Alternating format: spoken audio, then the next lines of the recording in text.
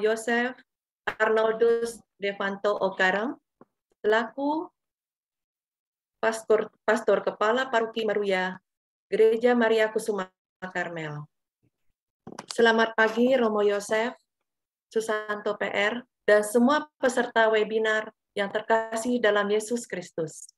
Saya Maria Purnadi, selaku Ketua KEP Angkatan 25, Paroki MKK, mewakili teman-teman panitia mengucapkan selamat datang atas kehadiran Romo Devanto, Romo Yosef, dan Bapak Ibu dalam partisipasinya pada acara di pagi ini.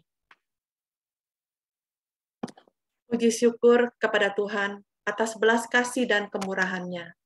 Acara webinar ini bisa dilaksanakan dengan lancar karena kami percaya di mana 2 atau 3 orang berkumpul membawa sebagai pewarta kabar baik dalam nama Tuhan Yesus, Ia akan hadir. Semoga kita semua semakin semangat mencari sang terang, semakin termotivasi dan melalui pengajaran yang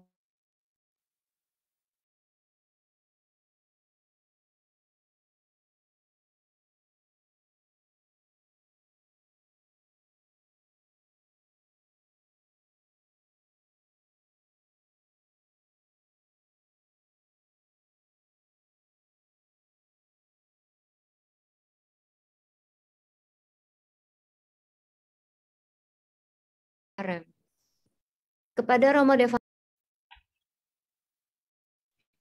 Terima kasih atas waktu dan kesempatan yang telah diberikan kepada kami.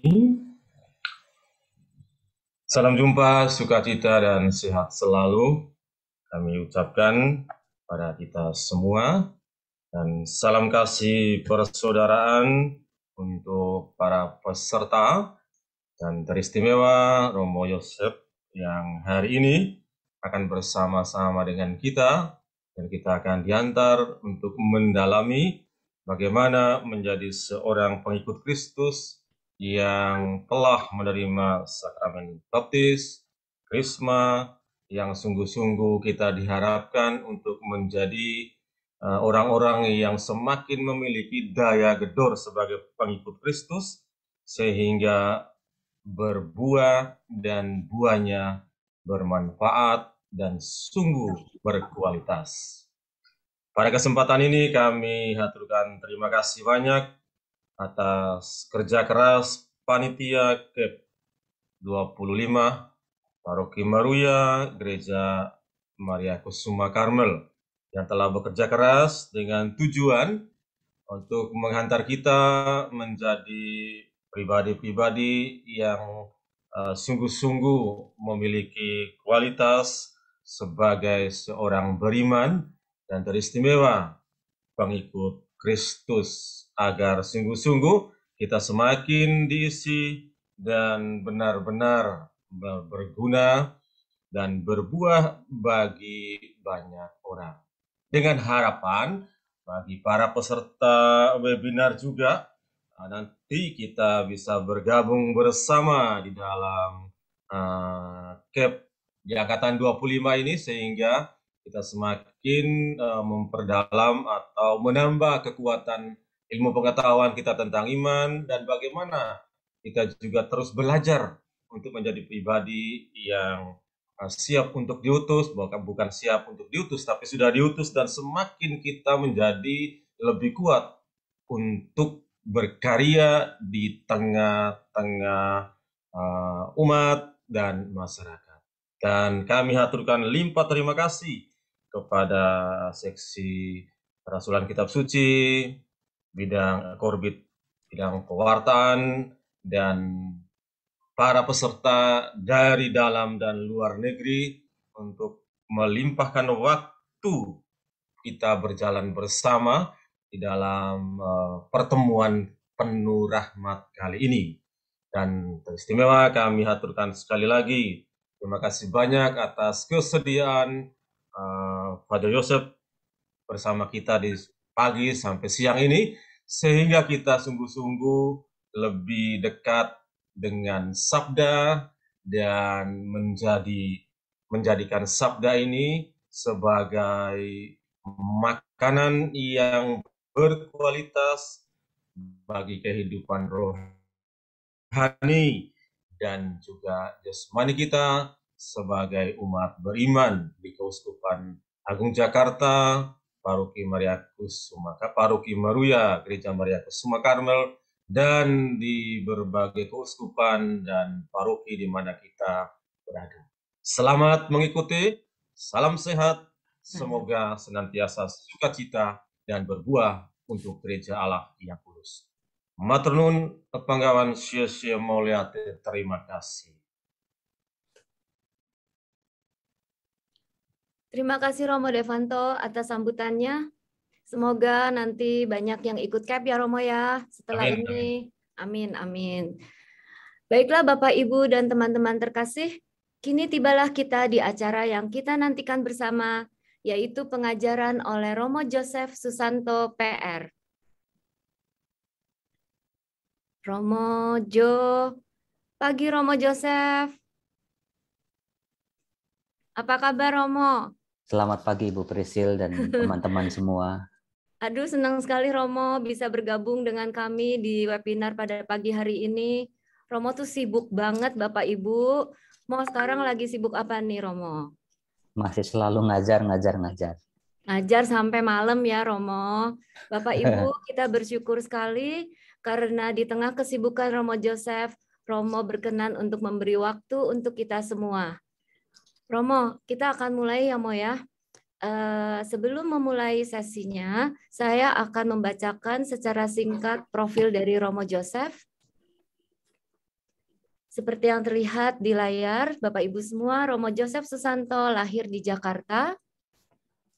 Kemudian pada tahun 2006, beliau ditahbiskan menjadi imam dan menjadi pastor rekan di Gereja Santo Yosef Paroki Matraman. Di tahun 2009 sampai 2012, Romo Joseph melanjutkan studi lisensiat Kitab Suci di Roma. Dan pada tahun 2014 sampai 2017 melanjutkan studi doktoral Kitab Suci di Manila. Saat ini kesibukan Romo Joseph adalah sebagai staf Seminari Tinggi Yohanes Paulus II, dosen Kitab Suci di STF Driyarkara, dan KPKS. Dan pastinya kita semua pernah menonton channel YouTube-nya Romo Joseph, yaitu Bible Learning with Father Joseph Susanto. Silakan Bapak Ibu nanti dicek ya channel YouTube tersebut. Romo Joseph juga memiliki moto yang luar biasa yang diambil dari Mazmur 138 ayat 3 yang berbunyi, "Pada hari aku berseru, Engkau pun menjawab aku. Engkau menambahkan kekuatan dalam jiwaku." Demikianlah Bapak Ibu semua, profil singkat dari Romo Joseph Susanto PR.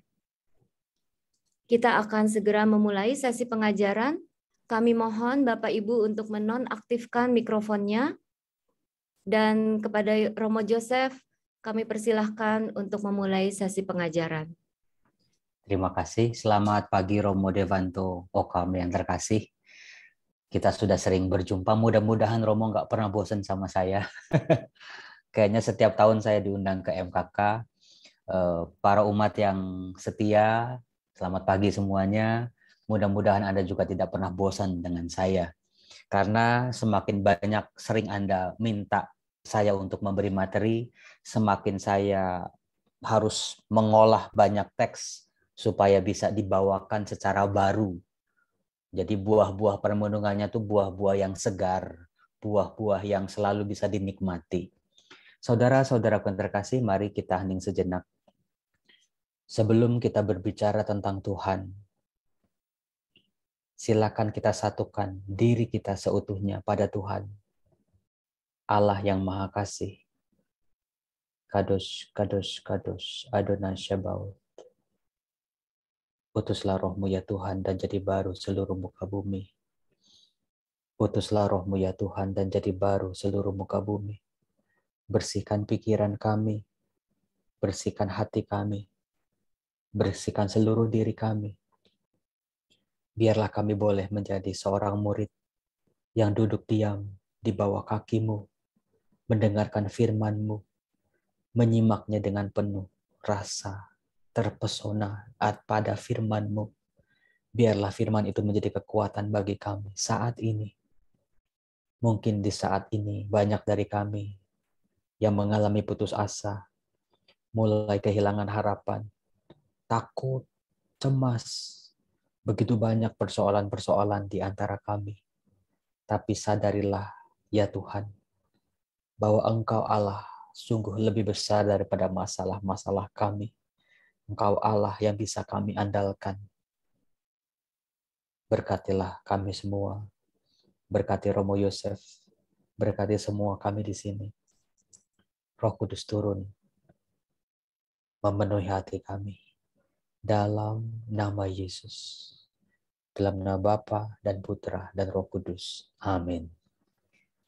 Baik, saudara-saudaraku yang terkasih, saya itu ya kalau lihat CAP, kursus evangelisasi pribadi, saya pertama kali kenal CAP itu waktu saya kuliah di Jogja, masih tingkat 6, artinya tahun-tahun terakhir sebelum ditabiskan.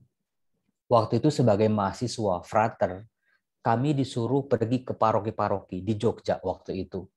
Saya ingat di sebuah paroki di Jogja ada satu romo, namanya Romo Noto. Dia memperkenalkan CAP kepada umatnya. Ngajar semuanya sendiri. Waktu itu awal-awal CAP, sekitar tahun 2000-an, 2002 lah. Dia melakukan itu sendiri dengan ketekunan, dengan kesetiaan. Umatnya juga guyup, mau dengerin romonya, mau belajar bareng, mau bertumbuh bersama. Saat itulah saya mengenal, waduh ini gerakan ini luar biasa. Menjadi sebuah oase bagi umat Katolik yang merasa kering, yang merasa nggak dapat apa-apa dalam hidup berimannya. Bukan cuma itu saja, tetapi juga kayak disadarin lagi. Kayak ditabuk-tabuk gitu loh. Baru sadar ternyata jadi orang Katolik tuh tugasnya tuh luar biasa, berkatnya juga luar biasa. Saya masih ingat ketika pulang ke Jakarta jadi pastor, mama saya mau telepon, mama ikut CAP. Saya bilang, wah mama yakin mah? Ya mama ikut CAP. Beneran mama yakin bisa? Bener mama bisa. Orang yang ngajar itu murid-murid kamu semua kok, masa berani nggak lulusin mama, gitu katanya. Akhirnya mama saya lulus CAP juga tuh, luar biasa. Banyak orang Katolik menemukan kembali semangat hidupnya. Banyak orang Katolik menemukan kembali tugas dan tanggung jawabnya sebagai orang beriman yang dipanggil oleh Tuhan. Bukan sekadar dibaptis, krisma, komuni pertama, nikah, sakramen pengurapan orang sakit terus meninggal. Bukan cuma itu. Tetapi sadar setelah ikut CAP, wow, ajaran gereja ternyata luar biasa. Ini nggak pernah ada nih di sebelah kiri dan kanan ini. Ternyata dunia kita, dunia barat maupun dunia timur di Asia ini, banyak sekali pemikiran-pemikiran, paham-paham dunia, tokoh-tokoh dunia, film-film di Hollywood, itu akarnya adalah ajaran-ajaran gereja. Kalau mereka aja menggunakannya dalam urusan ekonomi, urusan bisnis, dalam urusan perfilman, masa kita yang punya, kita yang memiliki sebagai gereja, masa kita nggak kenal, masa kita nggak tahu soal Day Fair Boom misalnya. Baru setelah ikut CAP Romo saya tahu namanya Day Fair Boom, tahu dokumen-dokumen gereja, tahu sejarah gereja, tahu ajaran sosial gereja. Wah, Katolik tuh keren pokoknya. Nah, maka saya sangat mendukung kalau ada CAP dimanapun itu, maka saya selalu mendorong umat beriman Katolik, ayo ikut CAP, ikut CAP, ikut CAP. Paling seru kan apa sih kalau ikut CAP? Kan disuruh cari domba, ya enggak? Pas itu, aduh Romo, deg-degan Romo. Itu jangan-jangan kayak itu apa saksi Yehova gitu ya, ketok-ketok-ketok. Anda harus diselamatkan, Anda harus kenal Yesus, Anda harus dibaptis. Waduh Romo bisa Di Indonesia apalagi bisa ditolak jauh-jauh, diusir, dan itu pasti sangat menyakitkan. Pasti di CAP kan diajarin trik-triknya, cari domba itu bagaimana, cari teman-teman kita yang Katolik yang sudah lama nggak ke gereja, yang udah lama nggak dikunjungin sama Romo Devanto misalnya, yang udah rindu banget, kangen banget ada sesamanya, rekan umatnya yang datang nyapa. Mudah-mudahan iman mereka juga bisa bangkit lagi. Nah, itu kesan saya tentang CAP. Lalu yang kedua, kepada saya Ibu Priscilla memberikan WhatsApp, Romo tolong bikin sebuah webinar singkat dengan tema Go and Bear Fruit. Pergilah supaya buahmu tetap. Saya tanya kepada Anda, kepada panitia, siapa yang milih tema ini? Siapa yang milih tema ini? Ayo. Gak usah dijawab, tapi saya percaya tidak ada sesuatu pun yang kebetulan, semuanya sudah diatur oleh kuasa Tuhan. Apakah Anda tahu bahwa tema Go and Bear Fruit itu ada di Injil Yohanes bab 15 ayat 9 sampai 17. Yohanes bab 15 ayat 9 sampai 17. Dan apakah Anda tahu kalau orang mau belajar Injil Yohanes dari bab 1, bab 2, bab 3, bab 4 terus baca semuanya sampai selesai, orang yang belajar ini akan tahu semua yang dikatakan dalam Injil Yohanes terangkum secara jelas gilang-gemilang dalam Yohanes bab 15. Itu. Jadi ini setelah CAP angkatan 25 belajar banyak hal, betul-betul dirangkum dengan mengangkat Yohanes bab 15 ayat 9 sampai 17 ini. Karena semua yang dikatakan, diceritakan oleh Injil Yohanes, bahkan bukan Injil Yohanes saja, termasuk juga seluruh ajaran-ajaran dalam kitab suci, termasuk juga seluruh sejarah keselamatan Allah, ajaran-ajaran gereja, seolah-olah terangkum dengan indah dalam Yohanes 15 ini. Nggak percaya, saya tunjukkan. Kekasan orang Katolik itu apa? Kita semua sudah tahu, Romo, saya mau masuk jadi Katolik. Saya dibaptis mau jadi Katolik. Karena apa? Karena cinta kasih. Begitu banyak ajaran-ajaran gereja, perintah-perintah Tuhan Yesus, begitu banyak hukum-hukum yang harus begini, begitu. Semuanya terangkum dengan kata cinta kasih. Ya apa enggak? Dalam memberi harus ada cinta kasih. Dalam berdoa harus ada cinta kasih. Dalam mengampuni harus ada cinta kasih. Dalam bertahan dalam penderitaan harus ada cinta kasih. Untuk bertobat juga harus ada cinta kasih. Jadi semua ajaran Yesus, semua ajaran gereja yang terangkum dalam kitab suci itu bisa kita temukan, kita ringkas dengan satu kata yang seringkali kita bangga-banggakan, kita perjuangkan, kita bela luar biasa yang namanya love. Cinta kasih. Itulah keunikan dari murid-murid Yesus. Itulah keunikan dari gereja Katolik. Maka kalau si Romo Yosef sama si Romo Devanto enggak ada cinta kasih dalam hidupnya, dipertanyakan apakah dia layak menjadi imam. Kalau suara-suara cempreng nggak bisa nyanyi, mah orang umat, oke nggak apa-apa deh, asal dia menunjukkan cinta kasih dalam hidupnya. Demikian juga dengan gereja. Gereja bagi bantuan sembako, ada cinta kasih nggak? Atau hanya kedok belaka? Ibu-ibu WK atau CAP mengadakan segala macam retret atau apapun itu, apakah ada cinta kasih di dalam setiap gerak-gerik gereja? Jadi, itu saya buktikan bahwa Yohanes 15 ini adalah rangkuman. Maka nih jago nih yang ngasih, yang bikin judul, yang milih judul ini saya kasih TOP BGT. Nah, dalam Yohanes 15 kita bisa melihat bahwa judulnya aja sangat jelas. Perintah supaya saling mengasihi.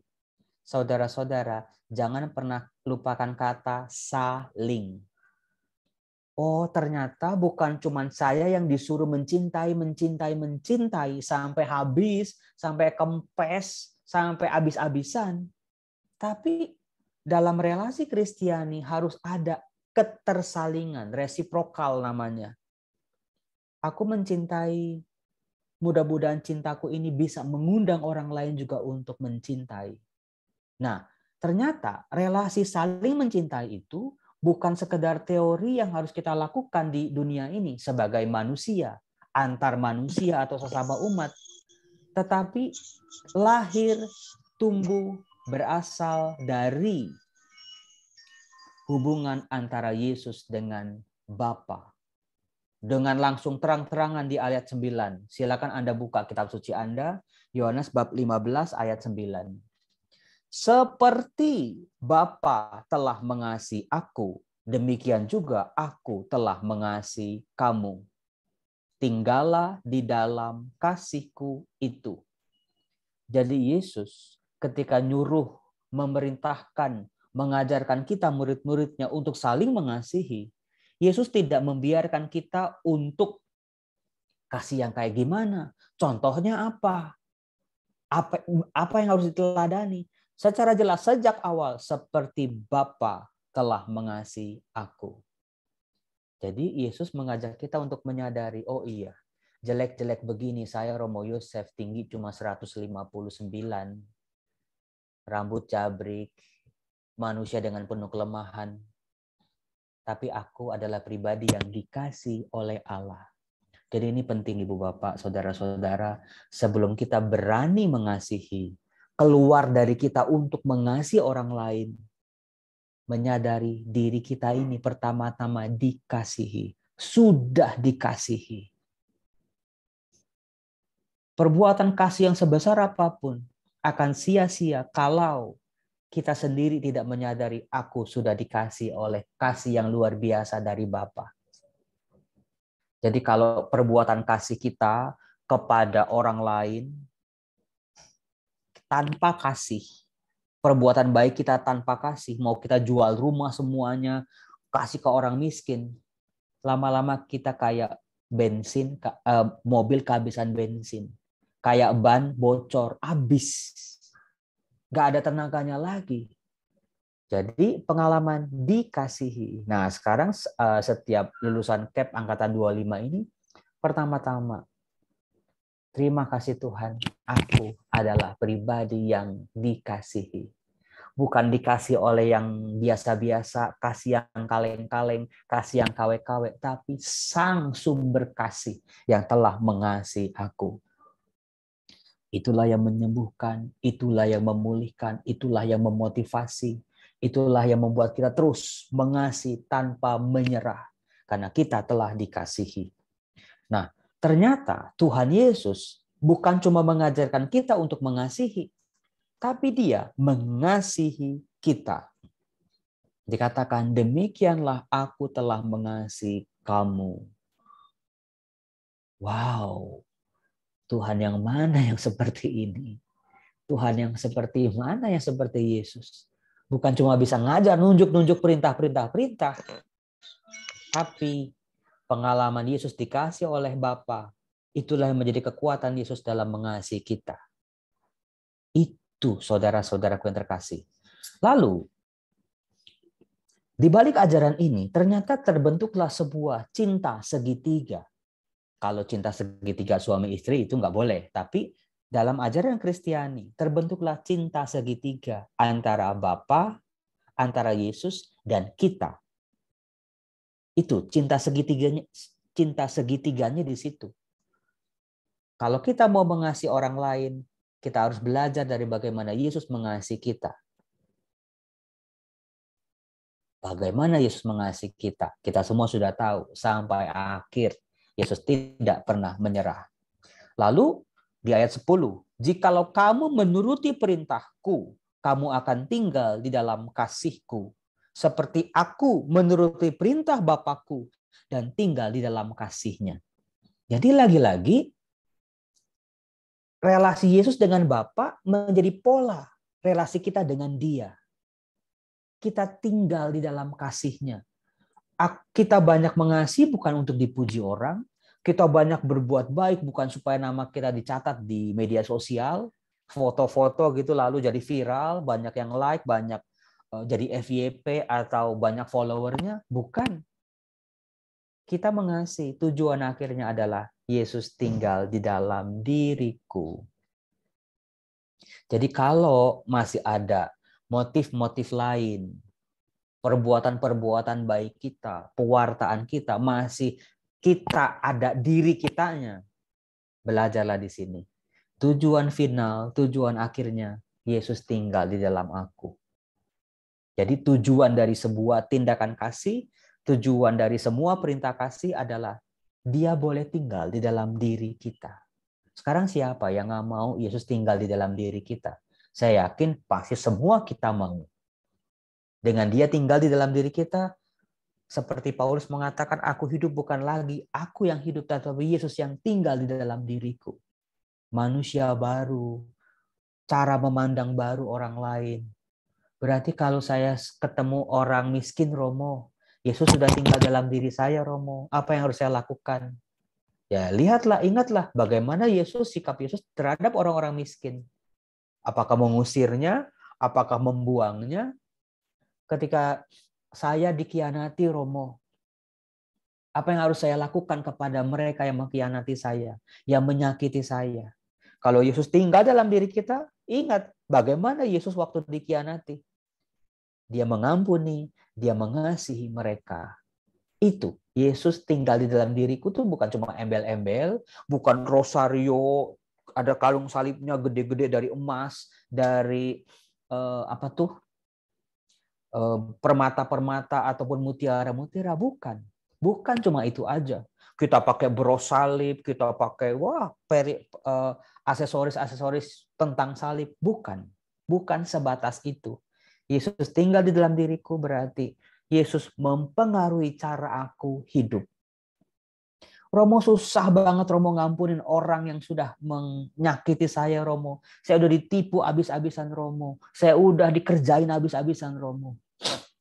Ya belajarlah dari Yesus waktu dia dikhianati, waktu dia ditipu, waktu dia ditinggalkan oleh orang-orang yang dia kasihi. Ya Bapa, ampunilah mereka, sebab mereka tidak tahu apa yang mereka perbuat. Itu luar biasanya. Nah, saudara-saudaraku, kemudian kita lihat, Yesus tinggal di dalam diriku, terus apa sih sebetulnya? Dilanjutkan di ayat 11. Semua itu kukatakan kepadamu, supaya sukacitaku ada di dalam kamu, dan sukacitamu menjadi penuh. Jadi kalau Yesus ada di dalam diriku, merubah hidupku, merubah relasi-relasiku dengan orang lain, merubah cara pandangku melihat orang lain, melihat masalah-masalah segede gaban di depan mataku, diharapkan lahirlah sukacita. Sukacita yang muncul, bukan sukacita yang hahehe, arisan di kafe-kafe yang terkenal. Habis pulang arisan sedih lagi. Bukan sukacita yang ditemukan di diskotik-diskotik yang ajub, jeduk. Habis pulang musiknya nggak ada, sedih lagi. Nah, kalau Yesus tinggal di dalam diri kita, kita jaga bagaimana dia selalu bisa hadir. Kita rasakan akan lahir sebuah sukacita. Nah, dikatakan supaya sukacitamu menjadi penuh. Wow. Sukacitanya Yesus tinggal di sini, membuat penuhlah sukacita kita. Siapa sih yang nggak mau sukacita dalam hidupnya? Saya mau, Romo. Bayar berapapun juga saya mau, Romo. Tapi sayangnya kan nggak dijual di toko itu namanya sukacita. Tas Hermes ratusan juta ada dijual di mall-mall. Mobil-mobil miliaran rupiah juga ada di showroom-showroom. Tapi sukacita nggak ada yang jual. Kalau sukacita ada yang jual, coba ceritain sama saya belinya di mana. Saya ajak semuanya di sini 160 orang, yuk kita beli bareng-bareng yuk. Mahal-mahal deh.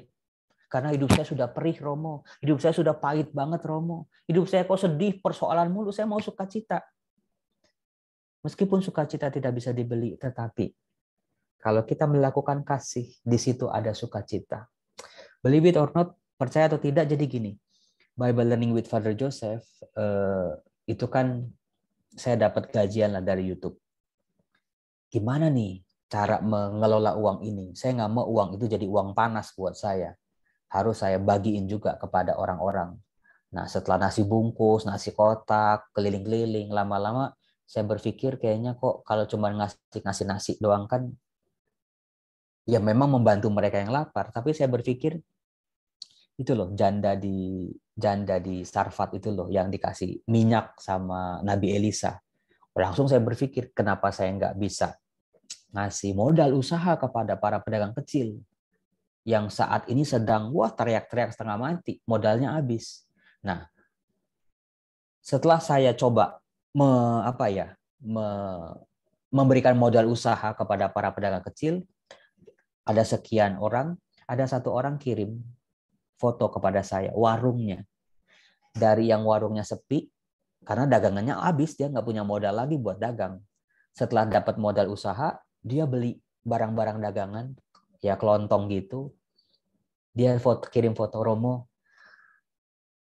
warung saya hidup lagi. Saya semangat lagi jualan, Romo. Rezeki saya muter lagi. Itu aja ya. Saya nggak ngasih miliaran, enggak. Nggak ngasih seribuan orang, enggak. Cuma satu aja. Itu ada betul-betul Tuhan saya tuh siapa? Saya cuma Romo kecil yang penuh kelemahan ini, tapi kok dipakai Tuhan sampai segitunya. Jadi ada sebuah sukacita yang nggak bisa dibandingkan oleh apapun. Dengan memberi, ternyata kita tidak kekurangan, tidak kehabisan, tetapi lahir sebuah sukacita yang menjadi kekuatan bagi kita sebagai orang beriman. Nah, kemudian di ayat 13 Tuhan Yesus menjabarkan nih tentang definisi kasih. Kasih yang seperti apa? Apakah kasih yang memerintah? Apakah kasih yang kalau dilakukan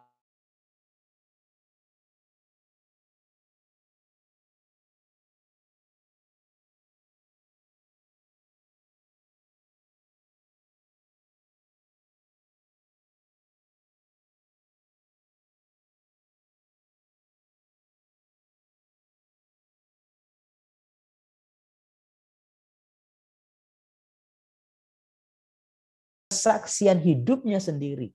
Itulah yang dia lakukan, itu yang dia hidupi, itulah yang terjadi dalam diri Yesus. Memberikan nyawa kepada orang-orang yang dikasihinya. Bukan materi lagi, bukan modal usaha yang kayak dilakukan Romo Yosef lagi, bukan. Bukan sumbangan-sumbangan kecil lagi. Dirinya, hidupnya untuk sahabat-sahabatnya. Dari situ Yesus mengatakan, kamu adalah sahabatku. Wow, ternyata relasi kasih Bapa dengan Yesus, Yesus dengan kita, kita dengan Bapa, bukan hanya menghadirkan sukacita hidup baru, tetapi identitas baru buat semua orang Kristiani. Bukan lagi sebagai bangsa yang harus tunduk, taat saja pada Tuhan. Bukan lagi tuan dan hamba relasinya, tapi sahabat. Tuhan yang seperti mana lagi yang seperti Yesus? Sahabat yang setia, bukan sahabat yang main di belakang, bukan sahabat yang di depan kita manis-manis, di belakang kita nggosipin kita. Bukan sahabat yang datang kalau ada untungnya, ada enaknya, makan-makan aja lu datang. Ketika kita susah, ditelepon aja dimatiin. Di WhatsApp kagak dibaca, di-read doang kagak dibales. Yesus bukan sahabat yang seperti itu.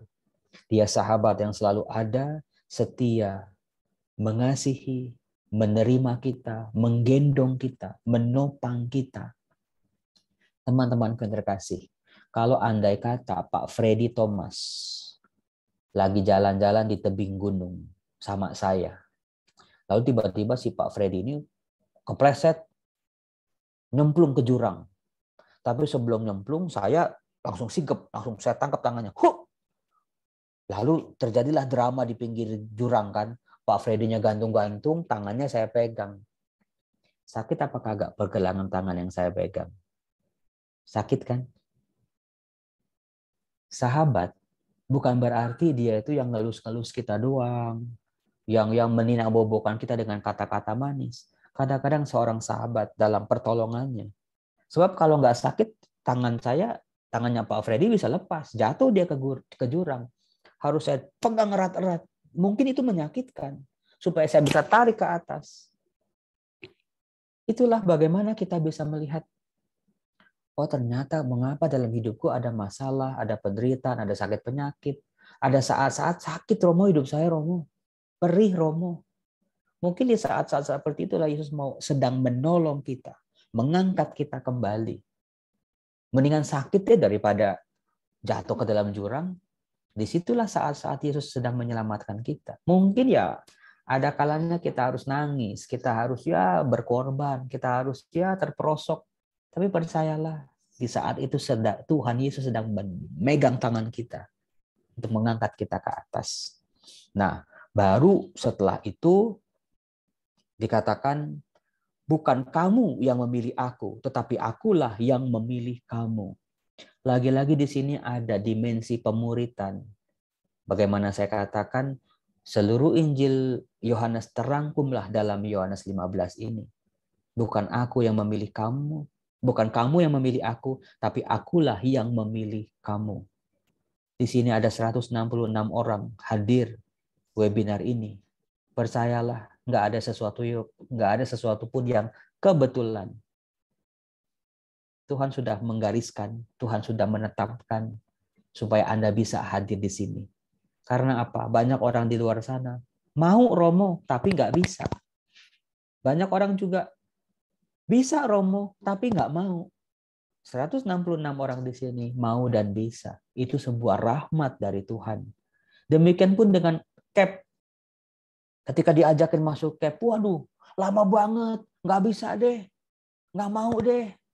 Ada begitu banyak umat-umat kita, teman-teman kita sendiri di luar sana. Ketika kita tawarin formulir CAP, ya kan, flyer-flyer, sorry, sibuk. Enggak kepanjangan, enggak bosen, dan lain sebagainya. Padahal bisa, tapi kagak mau. Tapi ada yang mau, tapi nggak bisa. Entah karena apapun, satupun alasan. Entah karena COVID, entah karena sarana teknologinya, atau apapun. Tapi Anda adalah orang-orang yang terberkati karena Anda semua bisa dan mau. Itulah berkat Tuhan yang sudah kita terima semuanya. Nah, baru setelah itu Yesus menutup dengan sesuatu yang indah. Aku telah menetapkan kamu. Jadi Yesus bukan coba menetapkan untuk memanggil masing-masing dari kita. Sambil memanggil, Yesus menetapkan, memberi tugas supaya kamu pergi dan menghasilkan buah. Dan buahmu itu tetap. Menarik kata to go, pergi. Berarti para murid Yesus harus berani keluar dari tempurungnya sendiri. Selama ini mungkin kita kayak katak dalam tempurung, hidup kita udah indah, udah enak, udah ya PW lah, udah semuanya udah tersedia. Mungkin itu cuma katak dalam tempurung. Yesus mengatakan, pergi, go. Dibuka tuh tempurungnya, lihat dunia luar, pergi, garami dunia, terangi dunia ini. Jangan cuma hidup orang Kristiani hanya seputar dirinya sendiri terus-menerus. Tapi sebuah panggilan dari kita. Masing-masing dari kita punya tanggung jawab. Bukan cuma keselamatanku, tapi juga keselamatan sesamaku, keluargaku, tetanggaku, orang-orang yang hidup bersama aku. Bagaimana dengan keselamatan mereka? Hal itu bisa kita lihat dari doa Bapa kami.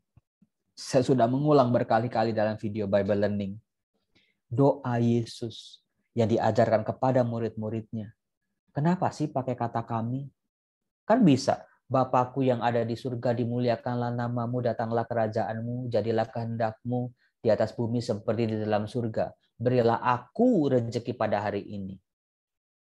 Ampunilah kesalahanku. Bebaskanlah aku daripada yang jahat. Sebetulnya kan bisa. Tapi mengapa digunakan kata kami? Bapa kami, oh berarti kalau saya sama Romo Devanto doa, Ibu Lucia doa, Ibu Francisca doa, Ibu Priorina doa, Bapak Henry doa, bareng-bareng doa Bapa kami. Menyebut Bapa di surga dengan kata Bapa kami, our Father. Apa konsekuensinya? Kita semua punya Bapa yang sama, Bapa di surga. Artinya, meskipun saya sama Romo Devanto itu jauh banget mukanya ya, ternyata kita bersaudara. Saya sama Ibu Lucia mungkin kita nggak pernah kenal, saya baru pernah kenal lihat mukanya hari ini. Ternyata kita bersaudara. Saya sama Ibu Francisca, kita bersaudara. Saya sama Bapak Henry, kita bersaudara. Ibu Meliani sama Bapak Budi, ternyata saudaraan itu. Kenapa bersaudara? Karena Bapak kita sama di surga. Oh, lihat di situ. Panggilan Kristiani bukan hanya sekadar mencari keselamatan diri sendiri saja. Tapi kita harus juga punya empati, bisa berbela rasa dengan sesama kita. Contoh paling gampang ketika kita minta doa rezeki kan. Kenapa enggak misalnya Ibu Veronica Lim berdoa, Tuhan beri aku rezeki. Emang kayak gitu Romo setiap doa juga. Tapi dengan doa Bapa kami, berilah kami rezeki. Berarti aku berdoa rezeki, mohon rezeki bukan untuk aku saja. Bukan cuma untuk keluargaku saja. Bisa jadi ketika kita berdoa minta rezeki, Ibu Veronica Lim minta rezeki, bisa jadi si Ibu Ramahwati itu lagi lupa dia berdoa. Mungkin lagi sibuk gitu ya, sibuk masak. Dia sampai lupa berdoa. Mohon rezeki dia lupa. Masa rezekinya mau ditutup? Maka doanya Ibu Veronica Lim berlaku juga untuk Ibu Ramawati. Karena Ibu Veronica juga berdoa buat orang-orang lain yang bisa jadi lupa berdoa, nggak tahu cara berdoa, atau sudah takut kalau berdoa. Karena udah nyerah dalam hidupnya. Kayaknya kalau saya doa, Romo, kayak saya tuh ngomong sama tembok, Romo. Tembok ketembel. Kayak tektok aja udah pokoknya. Nggak pernah didengerin. Udah saya malas doa, Romo. Udah kayaknya udah capek juga berdoa. Nah, untuk mereka juga kita berdoa loh. Termasuk juga ketika kita minta pengampunan. Ampunilah kesalahan kami. Ayo loh. Kan harusnya kan ampunilah kesalahanku. Ya dosa-dosa aku, yang salah-salah aku. Ngapain saya ada urusannya sama dosanya Ibu Iwa? Apa urusannya saya sama dosanya Ibu Juliana? Saya tahu juga kagak. Misalnya. Tapi juga kita berdoa. Ampuni kesalahan kami. Seperti kami pun mengampuni orang yang bersalah kepada kami. Saudara-saudara, ini fakta yang mengerikan loh sebetulnya loh. Selama ini kita berdoa, kita tuh memposisikan seperti korban. Saya telah disakiti, Romo. Tuh sama mertua saya, sama mantu saya, sama tetangga saya, sama ipar saya, sama pastor paroki saya. Sama umat saya, Romo. Saya sudah dilukai, Romo. Tolong saya untuk mengampuni mereka semua. Tapi tadi dengan kata kami, ampunilah kesalahan kami. Ingat loh, jangan-jangan atau sudah pasti kata-kata kita, sikap kita, tindakan kita juga menyakiti mereka-mereka. Cuman kita aja yang seringkali nggak sadar. Kita aja yang seringkali dablek. Ngomong asal jeblak. Berbuat sesuatu nggak pikir lagi bahwa itu tuh nyakitin orang. Orang nenteng tas Hermes yang ratusan juta. Menurut saya kan nggak salah. Duit saya, Romo. Tas-tas saya, suka-suka saya. Karena bisa jadi begitu ada misalnya Ibu Priscilla nenteng tas yang ratusan juta. Ada orang yang mau makan aja susah. Bu Priscillanya mah nggak bermaksud pamer. Tapi begitu ngeliat, aduh langsung cek. Tuhan nggak adil buat hidup saya misalnya. Maka kita melukai orang lain secara tidak sadar. Tapi juga banyak kesalahan kita yang kita lakukan dengan sadar, melukai tindakan orang, melukai hati orang lain. Dengan doa Bapa kami kita minta, Tuhan, kami mohon, aku mohon semoga mereka juga bisa mengampuni kesalahanku. Itu Ibu Bapak dengan doa Bapa kami luar biasa. Bebaskanlah kami dari yang jahat. Saya dibebasin, orang tua saya dibebasin, anak mantu saya dibebasin, pasangan hidup saya dibebasin, orang-orang lain juga dibebasin. Nah, sebagai sesi penutup saudara-saudaraku, itu cinta Tuhan dalam doa Bapa kami. Dalam pembacaan saya, dalam Injil Yohanes deh, saya nggak mau jauh-jauh lirik-lirik Injil-Injil lain. Menjelang kisah akhir-akhir Injil Yohanes, ternyata ada 3 orang yang dikasihi oleh Yesus, yang betul-betul ada hubungannya sama Yohanes bab 15 ini. 3 pribadi di akhir Injil Yohanes yang betul-betul dikasihi sama Yesus sampai sehabis-habisnya. Sebagai sahabatnya, meskipun mereka sudah melakukan hal-hal yang mengerikan sebetulnya. Tokoh itu pertama-tama bernama Thomas. Kita semua sudah tahu Thomas kayak apa. Namanya Thomas Didimus. Orang yang terkenal dengan punya iman, keyakinan yang tidak tergoyahkan. Dia sangat cinta sama Yesus. Dia mengikuti Yesus dengan karakternya dia. Tapi kematian gurunya menghancurkan hidupnya. Dia sakit, dia terluka oleh pengalaman imannya.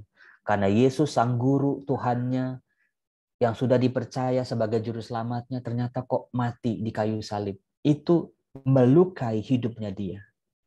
Yang membuat ternyata relasinya yang rusak dengan Yesus merusak juga relasinya dengan sesamanya.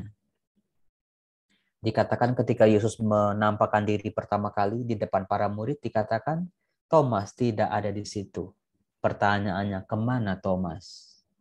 Bisa jadi dia mengambil jarak dengan komunitasnya. Orang yang terluka, orang yang sakit hati, orang yang sedang marah, cenderung menarik diri dari keramaian. Persis seperti wajah kita. Kita terluka nih sama Cap angkatan 25 nih. Terlukanya mah sama si ibu itu tuh. Lihat ya, tangan saya lihat ya. Nggak tahu bener apa enggak nih. Luka yang melukai itu si ibu itu tuh. Nggak tahu, saya nunjuk ke siapa nih, saya nggak tahu. Tapi kita marahnya sama seangkatan misalnya. Udah, saya nggak mau lagi. Saya nggak mau terlibat lagi. Saya keluarlah dari Cap ini. Itulah wajah Thomas juga. Terluka. Kita bisa lihat ketika para murid yang lain cerita sama Thomas. Kami telah melihat Tuhan. Apa yang terjadi? Kalau relasinya sudah rusak, meskipun ada sebuah pewartaan, kami melihat Tuhan, itu kan pewartaan. Tapi kalau udah rusak, tidak ada rasa percaya. Ini problemnya. Relasi yang rusak juga merusak rasa percaya. Maka jadilah Thomas semakin menjadi-jadi. Sebelum aku melihat luka pada tangannya, sebelum aku mencucukkan jariku pada bekas paku itu, sebelum aku memasukkan tanganku ke dalam bekas lambungnya, itu kan ngeri banget. Bisa jadi tuh 11 murid-murid yang lain tuh, benar kami melihat Tuhan. Dia makin nolak, dia makin gak percaya, dia makin membangun tembok tinggi. Sampai dia bilang, sebelum aku mencucukkan tanganku ke dalam bekas lambungnya, sekali-kali aku tidak percaya. Lihat saudara-saudara, ternyata kasih. Thomas sangat mengasihi gurunya. Tapi ternyata kasih yang tidak sejati bisa melukai. Ini dia. Kenapa sih Romo dalam pelayanan kita bisa terluka? Kita bisa mengevaluasi diri. Jangan-jangan kasih kita belum sempurna. Kita masih terus belajar untuk berbuat kasih. Belajar terus untuk melayani. Kalau pelayanan kita masih meninggalkan rasa sakit buat kita, ditolak, difitnah, diomongin orang, dijulitin orang, dan kita sakit hati, belajar lagi untuk melayani. Sampai kita nggak merasakan lagi sakit hati kayak apa. Karena serahin semua sama Tuhan. Urusan mereka sama Tuhan, bukan sama kita. Misalnya seperti itu. Dan kita lihat bagaimana Yesus mencoba mendamaikan antara Thomas dengan murid-murid yang lain. Terjadi penampakan yang kedua di depan para murid yang lain loh. Di depan para murid yang lain loh. Jadi bukan sekedar Thomas sama Yesus doang. Ketika Yesus ngomong sama Thomas, lihatlah, cucukkan jarimu, lihatlah lambungku, masukkan Itu semua dikatakan Yesus di depan para murid yang lain. Jadi Yesus mencoba adil sebetulnya. Thomas telah melakukan kesalahan, ditegur oleh Yesus dengan cara seperti itu. Dan itu disaksikan oleh para murid yang lain. Tetapi saudara-saudara, begitu Thomas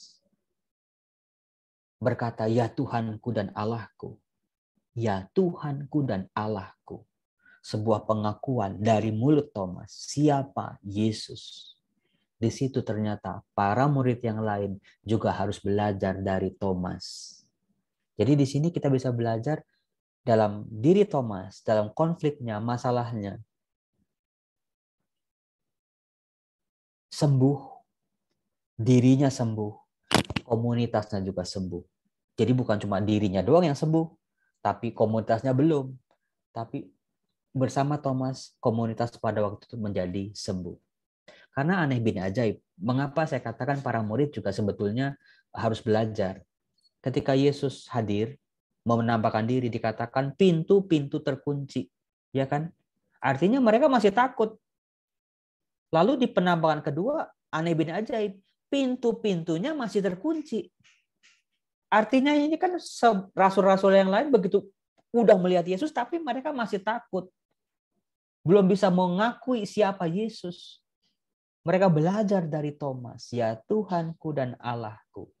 Sejak saat itu nggak ada lagi kisah-kisah pintu-pintu tertutup. Para murid berani mewartakan keluar. Itulah cinta Tuhan. Kalau Tuhan mencintai aku, bukan cuma aku yang pulih jadi manusia baru. Keluargaku juga. Masyarakatku juga. Duniaku juga. Yesus nggak marah sama Thomas. Yesus meluruskan sikap Thomas. Kemudian juga kita bisa melihat tokoh yang lain, yaitu Maria Magdalena. Maria Magdalena sangat mencintai Yesus. Mengasihi Yesus sebagai guru dan juru selamatnya. Tapi kesedihan, kepedihan, kegetiran, kekecewaan karena Yesus wafat membuat dia tidak bisa melihat Yesus lagi dengan jelas. Malah dikira tukang kebun. Kan persis sama seperti kita.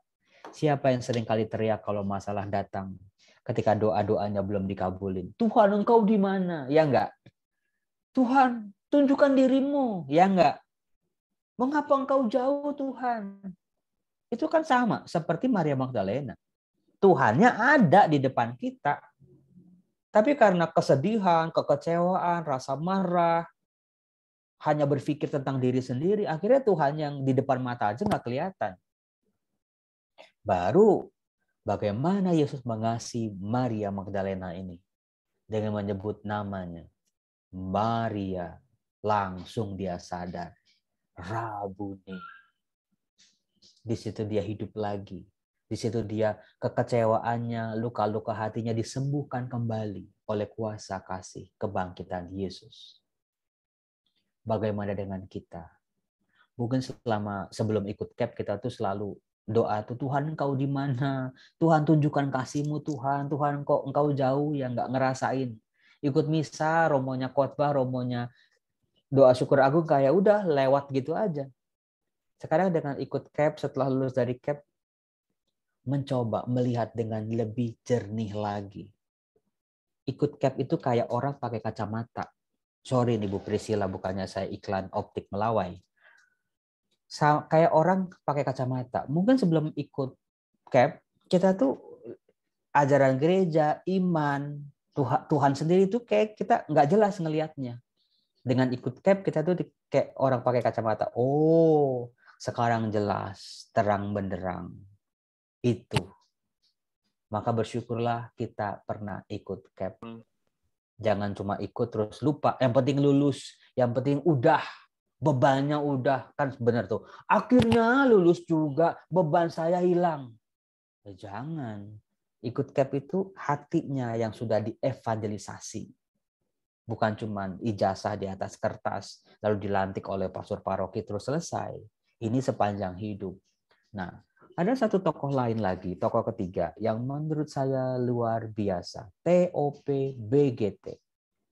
Siapa lagi kalau bukan Rasul Petrus.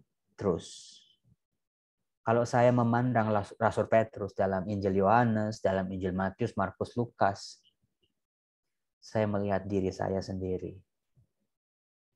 Kita, para pembaca kitab suci, ketika kita membaca figur Petrus dalam Injil, sebetulnya kita sedang diajak untuk melihat diri kita sendiri, wajah gereja kita, karena Petrus adalah wakil dari gereja, pimpinan gereja. Maka figur Petrus diceritakan dalam Injil sebetulnya mencerminkan wajah gereja. Wajah gereja yang seperti apa? Dalam Injil Matius, Markus, Lukas, Yohanes, ternyata Petrus bukanlah figur yang sempurna. Ini dia. Bukan figur yang sempurna. Artinya, Tuhan Yesus tidak memanggil yang sempurna. Justru orang yang punya kelemahan, orang yang punya dosa, orang yang masih belum selesai dengan dirinya sendiri. Ya itulah kita. Siapa yang udah sempurna di sini? Saya lihat dari ujung ke ujung di fotonya nggak ada yang pakai sayap, nggak ada kan? Nggak ada yang di atasnya tuh pakai helos. Kalau ada kita takut, berarti dia udah mati kali. Kita semua masih manusia, sadarlah. Kita masih manusia, orang lain juga masih manusia, Ibu Bapak. Seringkali kita tuh nggak adil sama orang lain. Kita tuh nuntut orang lain harus begini, harus begitu, harus begini, harus begitu. Kita lupa mereka tuh masih manusia dengan segala pergulatannya. Termasuk pasangan hidup, ibu bapak, suami istri. Mereka juga manusia. Anak-anak ibu bapak dengan segala tingkahnya, petakilannya, bandelnya, nggak tahu berterima kasihnya. Mereka manusia, bukan malaikat. Besan Anda, ipar Anda, mertua Anda, itu mereka masih manusia sama seperti kita yang punya kelemahan. Seringkali kan kita bisanya nuntut orang. Ketika dituntut buat diri sendiri, wah ntar dulu, pikir-pikir dulu. Nah, wajah Petrus dalam Injil ternyata bukanlah wajah yang sudah sempurna sejak awal. Kalau dalam Injil Yohanes, sampai Yohanes bab terakhir, bayangin Ibu Bapak, bab terakhir loh. Itu masih figur Petrus tuh yang ya masih banyak kekurangannya ternyata. Setelah dia dipanggil Tuhan, setelah dia mengkhianati Yesus, setelah dia pergi dari Yesus, meninggalkan Yesus, menangis dengan sedihnya ketika ayam jago berkokok. Itulah wajah kita sebetulnya. Ketika kisah-kisah Petrus, jatuh bangunnya Petrus ditulis dalam kitab suci, itu bukan untuk gibah, bukan untuk kayak media sosial sekarang kan bapaknya Vanessa Angel, Pak Dodi itu kan, ibu-ibu pasti tahu nih kalau Pak Dodi nih, yang senyum pasti tahu tuh, yang senyum tuh Pak Dodi lagi dihujat oleh seluruh orang Indonesia.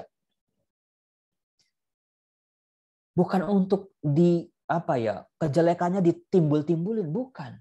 Tapi supaya membuat kita pun belajar. Bercermin dengan diri kita sendiri. Kita juga punya banyak salah, kita juga punya banyak kekurangan. Nah, ada satu kabar gembira yang mau saya tunjukkan. Figur Petrus ini bukan sekedar figur batu karang, si keras kepala ini, bukan. Tapi bisa dilihat secara positif. Yesus melihat sisi positifnya. Ini Yesus sebagai sahabat. Dia disebut Petrus, batu karang. Secara negatif kan keras kepala, kepala batu, susah dibilangin itu kan. Tapi Yesus mampu melihat sesuatu yang positif dalam diri si batu karang ini. Yaitu keteguhannya. Untuk pantang menyerah. Jadi kalau kita lihat diri kita ya jangan lihat kurang-kurangnya terus. Lihat bagaimana Yesus melihat diri kita. Kalau kita lihat orang lain juga gitu. Jangan yang kurang-kurangnya terus. Bagaimana Yesus melihat diri mereka. Seancur-ancurnya Petrus, Yesus masih bisa melihat tuh sisi positif. Dia orang yang gigih. Ditabok-tabok, diguncang-guncang, dipukul-pukul, dia akan tetap bertahan. Itu Petrus. Tetapi batu karang yang kasar, yang keras, yang mungkin tajam ini, pada akhirnya di akhir Injil Yohanes, setelah dia digebuk-gebuk, dia tetap tidak pernah meninggalkan Yesus. Dia harus dipoles supaya lebih indah. Polesannya itu ada di Yohanes bab 21 ayat 15 sampai 19. Silakan Anda buka. Itu sebuah kisah yang sangat terkenal. Simon anak Yohanes, apakah engkau mengasihi aku? Itu. Bagaimana batu karang yang keras, yang telah teruji betul-betul keras. Dia tetap setia. Dia jatuh, dia tetap mau lagi tidak meninggalkan Yesus. Meskipun dia udah jatuh ya, udah mengkhianati gurunya, dia tetap nggak lari. Dia tetap.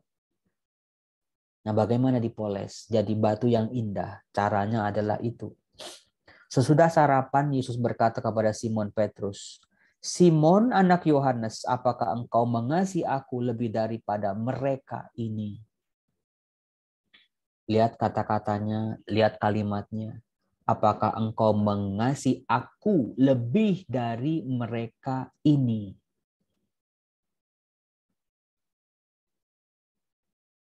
Di situ, Petrus mungkin ketika pertama kali, Petrus itu mungkin dia salah menangkap pertanyaan Yesus. Yesus sedang menunjukkan kepada Petrus, apa bedanya kamu dengan murid-murid yang lain? Petrus tahu, sampai Yesus ditangkap di pengadilan agama, Petrus selalu ngikutin Yesus. Murid-murid yang lain kabur. Maka dia merasa, wah aku tuh sudah menunjukkan kualitasku. Maka dia berkata, benar Tuhan, engkau tahu bahwa aku mengasihi engkau. Engkau tahu bahwa aku mengasihi engkau. Saudara-saudara, kalau Anda tahu bahasa Yunani, teks asli dari teks ini, Anda akan semakin terkagum-kagum. Kata tahu di situ dipakai. Engkau tahu. Bukan cuma tahu pakai isi kepala, pakai otak, bukan. Engkau mengenal aku secara pribadi. Bukan cuma pakai isi kepala, kata taunya itu. Bukan cuma 1 tambah 1 sama dengan 2, 9 kali 9 sama dengan 81. Tapi engkau tahu artinya tuh pakai seluruh diri Yesus mengenal Petrus. Engkau tahulah bagaimana engkau panggil dulu proses hidupku bagaimana, aku meninggalkan keluargaku bagaimana, aku dipanggil, aku diutus, aku begini.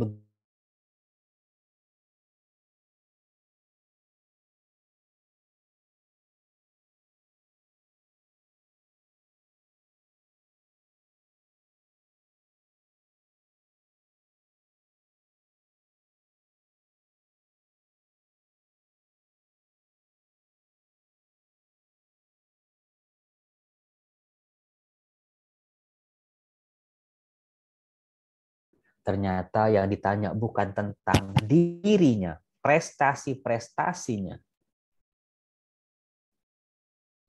Tapi Yesus mau melihat jauh lebih ke dalam keteguhan iman Petrus. Cintanya Petrus buat Yesus itu sejauh mana? Jawab Petrus kepadanya, benar Tuhan, engkau tahu bahwa aku mengasihi engkau. Gembalakanlah domba-dombaku. Terus diulang lagi sama Yesus sampai 3 kali. Dalam bahasa Yunani, 3 kata mengasihi yang digunakan Yesus dan juga digunakan Petrus ternyata berbeda.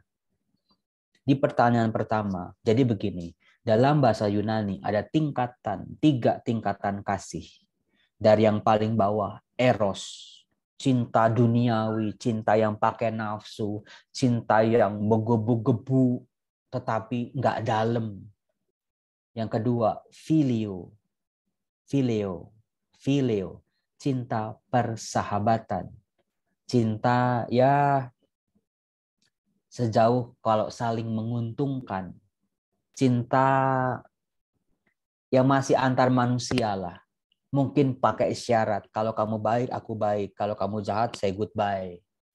Cinta yang ketiga, agape. cinta tanpa syarat. Di pertanyaan pertama, Yesus bertanya, Simon anak Yohanes, apakah engkau mengasihi aku dengan tingkatan cinta paling tinggi? Digunakan kata agape di situ. Yang pertama, Petrus jawabnya, benar Tuhan, engkau tahu aku mengasihi engkau. Tapi Petrus menggunakan kata phileo. Petrus nggak berani ngomong yang agape. Aku mengasihi engkau baru taraf yang persahabatan. Belum sampai yang puncak Tuhan. Dan luar biasanya Yesus ketika pertanyaan yang kedua, Yesus seolah-olah nurunin standar. Simon anak Yohanes, apakah engkau mengasihi aku? Dengan level phileo, level yang kedua. Benar Tuhan, aku mengasihimu. Diulang lagi dengan pertanyaan yang ketiga. Itulah Yesus. Itulah Yesus. Yesus mencintai kita dengan cinta yang luar biasa, tingkatnya agape. Ketika Yesus menuntut Petrus untuk tingkat yang paling tinggi, Petrus belum sanggup. Belum sanggup. Dia sadar kerapuhan dirinya, dia sadar keterbatasan dirinya, siapa dirinya. Dia tahu dia baru saja mengkhianati gurunya kan. Tapi Yesus, oke, nggak apa-apa. Sekarang kamu mengasihi aku di tingkat yang kedua, nggak apa-apa. Aku terima. Asal tulus. Asal sebuah cinta yang murni dari dalam. Nanti ketika Petrus di Kisah Para Rasul kita tahu ya bagaimana dia menjadi pemimpin jemaat, dia memimpin sidang Yerusalem, dia betul-betul mati sebagai martir. Disitulah Petrus baru sampai levelnya mengasihi Yesus sampai level yang tertinggi. Artinya apa? Tuhan tahu proses kita. Tuhan ngerti bagaimana kita berproses. Itu cinta yang kayak apa yang bisa ngerti kayak gitu? Percuma cinta kalau tidak ada pemahaman, ya enggak? Cinta, tapi tuh kamu nggak pernah ngertiin aku misalnya. Itu bukan cinta, tapi cinta Yesus. Dia mengasihi kita dengan tingkatan yang paling tinggi. Ketika dia melihat, menuntut kita untuk membalas cintanya, dia lihat proses kita. Ini sekarang ini kita masih ada di proses yang mana? Tuhan akan nunggu proses kita, membentuk kita, mendampingi kita sampai akhir. Itu saja Ibu Bapak, Saudara-saudara dari saya. Terima kasih.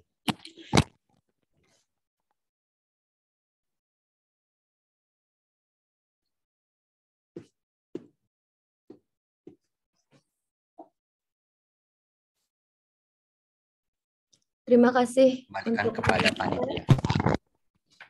Luar biasa ya Bapak Ibu pengajaran dari Romo Joseph hari ini. Saya mencoba merangkum poin-poin dari pengajaran Romo hari ini. Yang tadi pertama Romo katakan adalah bahwa CAP dapat menghidupkan kembali semangat iman Katolik kita Bapak Ibu semua. Kemudian juga Romo mengupas intisari dari tema To Go and Bear Fruit, di mana Tuhan menghendaki kita untuk saling mengasihi dan mencintai, dan untuk dapat membagi kasih kepada sesama, kita harus mengingat bagaimana besarnya kasih Yesus kepada kita. Dan kita pun harus belajar untuk membuat Tuhan Yesus dapat tinggal di dalam kita dengan cara meneladani hidup Yesus sehingga akan ada sukacita dalam hidup kita. Kemudian kasih jenis apa yang diharapkan Tuhan untuk dapat kita berikan kepada sesama, itu adalah kasih yang tulus, kasih seorang sahabat yang rela untuk mengorbankan nyawanya untuk sahabatnya, sebagaimana kasih Tuhan Yesus kepada kita. Dan yang paling luar biasa Bapak Ibu, kita semua hadir di sini karena Tuhan telah memilih kita. Dan itu merupakan berkat rahmat yang patut kita syukuri karena merupakan sesuatu yang sangat luar biasa. Untuk itu Bapak Ibu semua, sebagai yang terpilih, kita diharapkan untuk dapat mulai pergi dan berbuah. Marilah kita belajar membiarkan Tuhan Yesus hidup dalam diri kita meneladani hidupnya, kemudian biarkan kasih-Nya selalu ada dalam diri kita, sehingga kita dapat mulai saling mengasihi sesama dengan tulus, saling mengampuni, dan saling mendoakan sebagaimana yang telah diajarkan dalam doa Bapa kami. Kira-kira itu Bapak Ibu yang bisa saya rangkumkan. Semoga apa yang kita dengar bersama hari ini dapat terus menjadi inspirasi, motivasi, dan semangat dalam menjalani kehidupan kita. Nah, sekarang kita bisa kasih aplaus nih meskipun virtual ya. Aplaus yang meriah untuk Romo Joseph Susanto dengan menekan tombol reaction yang di sebelah kanan bawah Bapak Ibu. Kemudian kita tekan yang tepuk tangan. Jadi nanti banyak yang tepuk tangan untuk Romo Joseph nih. Oke ya, sama-sama ya.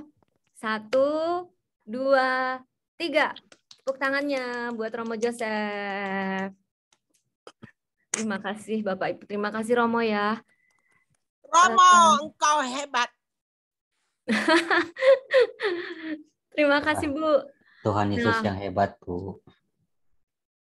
Bapak Ibu dan teman semua, tentunya kita sudah tidak sabar ingin masuk ke dalam sesi tanya jawab kepada Romo Joseph. Tetapi sebelum itu panitia akan menyampaikan beberapa hal. Silahkan kepada Ibu Lucia untuk membacakan pengumuman. Terima kasih Sis Priscilla atas kesempatan yang diberikan. Romo, Bapak Ibu yang terkasih, berikut ada 3 pengumuman. Pertama, Panitia Kursus Evangelisasi Pribadi Paroki Maria Kusuma Karmel akan menyelenggarakan CAP Angkatan ke-25 yang akan dimulai pengajarannya pada awal Februari tahun 2022. Pendaftaran saat ini sudah dibuka. Silakan segera mendaftar melalui nomor yang ada di layar atau pada link yang sudah disediakan. Pengajaran akan dilakukan secara online sehingga terbuka bagi umum, tidak terbatas pada paroki dan dapat diakses baik oleh yang di luar Jakarta maupun luar negeri. Dan berita gembira hari ini, khusus bagi 10 orang pertama yang mendaftar pada hari ini akan memperoleh free uang pendaftaran sebesar 100.000, yang mana uang pendaftaran tersebut adalah untuk biaya kaos cap dan buku pembelajaran, serta mendapat buku karangan Romo Joseph Susanto. Jadi mari Bapak Ibu yang terketuk hatinya untuk bergabung, mari segera memanfaatkan kesempatan baik ini untuk lebih mendekatkan diri pada Tuhan, supaya hidup dan karya pelayanan kita dapat menghasilkan buah yang berlimpah. Pengumuman kedua, kami membuka juga bagi Bapak Ibu yang berkenan memberikan persembahan kasih. Silakan ke nomor rekening yang tertera di layar atau scan barcode yang tersedia dan mohon diberi kode unik berupa angka 5 di akhir nominal rupiah yang Bapak Ibu tuliskan. Pengumuman terakhir, kami ingin memberikan apresiasi bagi Bapak Ibu yang beruntung, yaitu 5 orang yang pertanyaannya terpilih. Bagi 5 orang pertama yang sudah sejak awal masuk ke ruang Zoom dan yang telah dengan setia menanti dimulainya acara webinar ini, dari panitia akan memberikan apresiasi berupa hadiah kenang-kenangan mengikuti webinar ini bersama Romo Joseph, yaitu berupa buku karangan Romo Joseph Susanto. Kami akan mengirimkannya ke alamat Bapak Ibu yang beruntung dan yang berdomisili hanya di Pulau Jawa saja. Mohon maaf bagi yang berada di luar Pulau Jawa dan juga luar negeri, karena keterbatasan kami dalam hal pengiriman, kami belum dapat melaksanakannya. Demikianlah pengumuman dari kami. Sekian dan terima kasih. Tuhan Yesus memberkati kita semua. Saya kembalikan kepada Sis Priscilla untuk melanjutkan acara.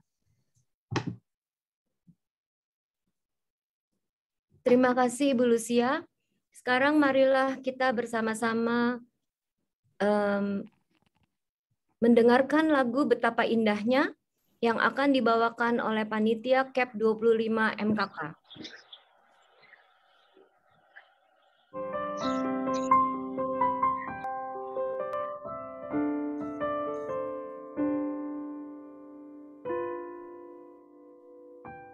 Saat jiwa dahaga dan lapar,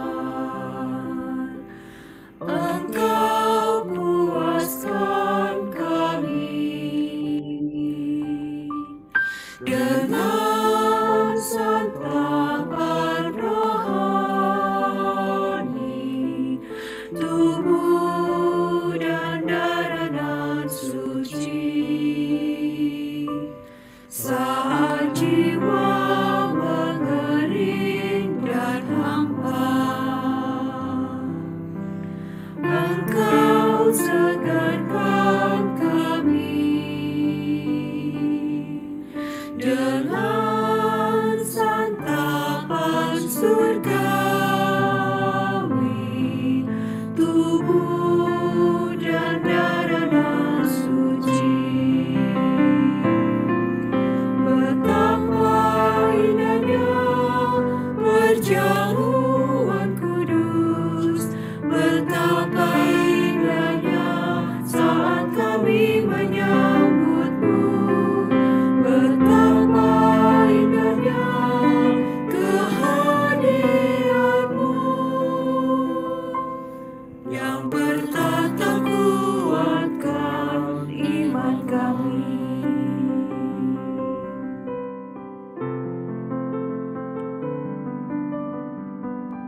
Saat jiwa dahaga dan lapar, Engkau puaskan kami dengan santapan rohani, tubuh dan darah suci. Saat jiwa mengering dan hampa, Engkau segarkan kami dengan santapan surgawi, tubuh dan darah suci. Betapa indahnya perjamuan kudus, betapa indahnya saat kami menyambutmu, betapa indahnya kehadiranmu yang bertata kuatkan iman kami, yang bertata kuatkan iman kami.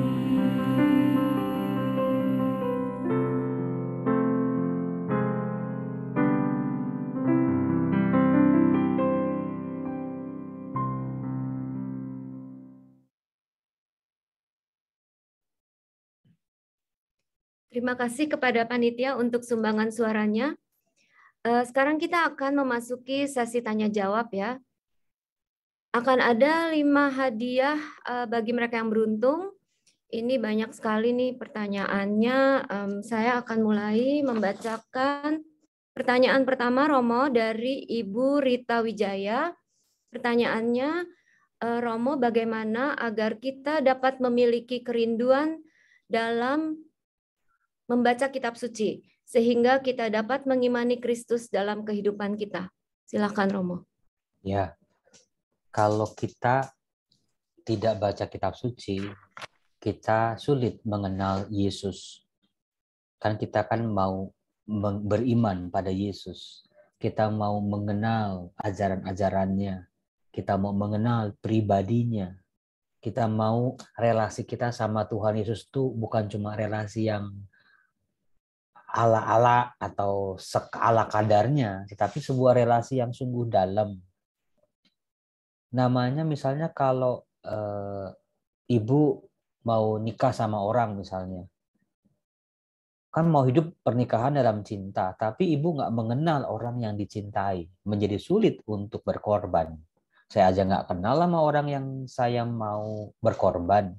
Saya aja nggak kenal sama orang yang harus saya cintai, menjadi sulit. Maka semakin kita mengenal Yesus, semakin cinta kita bertumbuh. Semakin kita sadar bagaimana cara-cara Tuhan bekerja. Ini dia. Kitab suci menawarkan cara-cara Tuhan bekerja yang ternyata beda jauh sama cara-cara dunia ini bekerja. Beda banget. Tuhan bekerja secara ajaib. Bagaimana itu bisa kita lihat dalam kitab suci. Jadi kita mengenal, oh ternyata Tuhan itu bekerja bukan cuma untuk diri si Ono gitu ya. Tapi juga ternyata Tuhan sudah bekerja sejak lama dalam diriku. Gimana cara taunya? Dalam kitab suci gitu. Semakin kita baca kitab suci, semakin kita mengenal siapa Tuhan yang kita imani. Maka semakin terciptalah relasi yang akrab, yang intim. Gitu sih. Terima kasih.